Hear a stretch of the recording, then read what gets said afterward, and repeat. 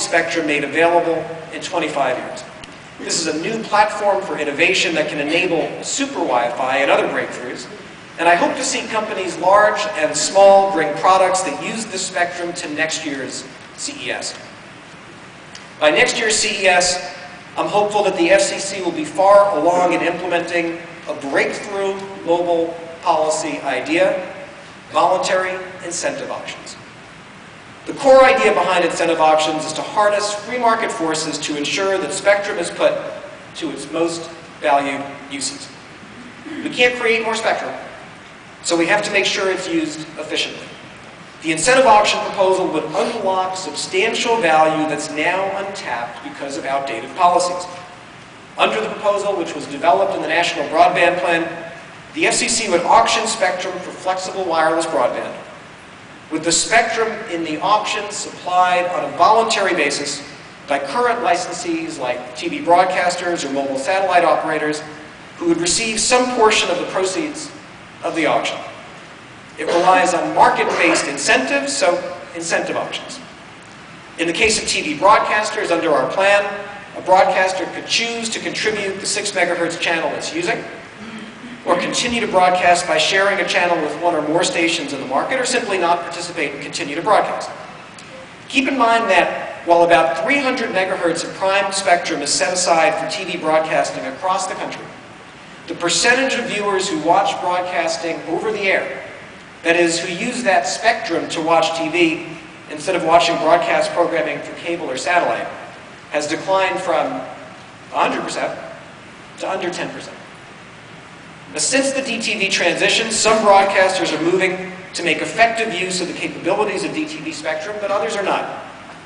Voluntary incentive auctions would not preclude digital multicasting or mobile TV. They would simply bring in the discipline of the market. Especially given the need for mobile broadband, how can we justify shielding broadcast spectrum from market forces?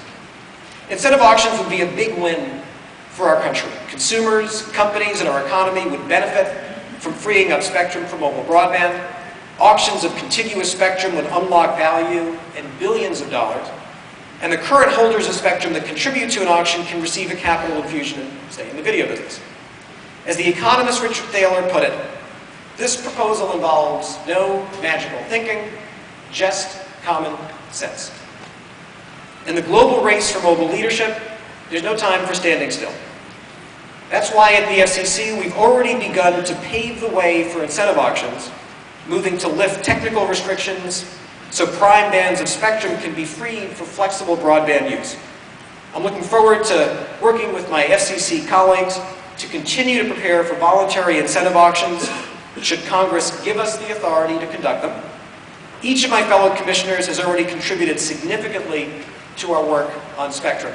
I think some of them are here, and I want to acknowledge Commissioner McDowell, who I see, and I believe Commissioner Clyburn and Commissioner Baker are in Las Vegas. Unfortunately, Commissioner Cobbs is not feeling well.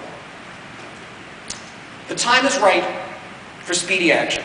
Bipartisan bills were introduced last year in Congress. President Obama has endorsed this proposal, and just this week, CEA, the Information Technology Industry Council, the Semiconductor Industry Association, and the Telecommunication Industry Association wrote a joint letter to congressional leaders calling on Congress, quote, to swiftly pass legislation allowing the FCC to conduct voluntary incentive auctions.